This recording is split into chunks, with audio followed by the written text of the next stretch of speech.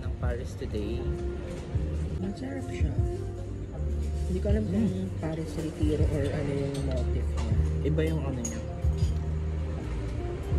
Tsaka matamis. Magkano to? Itong ano? I'm not sure.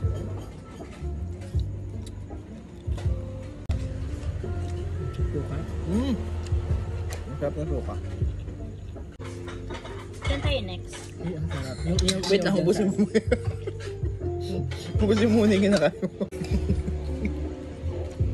Kumain na ako, kaso burger lang.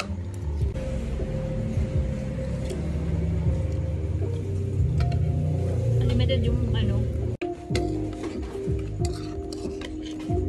Parang minto lang yun. Merong ano, yung parang kainan ng mga papaitan, gano'n, kambing. Di ba, dinadrop nyo ako dito sa ano, sa gilid Ah. ng pa Cavite. Pag dinediretso mo. Yung sa may KFC? Oo, yung pag dinediretso. Pero parang papaitan lang kinakain ko. May aftertaste kasi beefy. Lalala sa amin yung beef. Yung Campbell, siguro. Kasi yun yung time na hindi ko nalasahan. Yung adobong tuyo. Ang sarap ng suka. Ang sarap.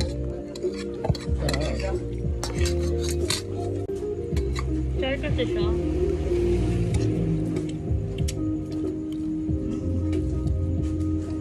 Ang sarap ng suka. Ang sarap ng suka.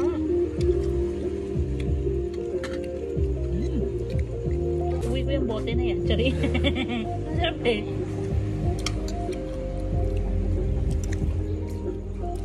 Palalibam ka ng konti. Dami pa laman, no? Dapat magbenta sila.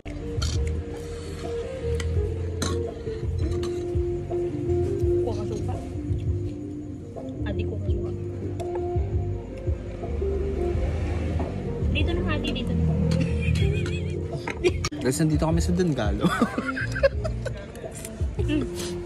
Vlog-vlogan. Ano pa kami to? Torres? Torres Paris. Para siyang ano lang, restaurant na tinayo sa Agate. And out of all the food, ito yung pinakamasarap. Iuwi na namin to.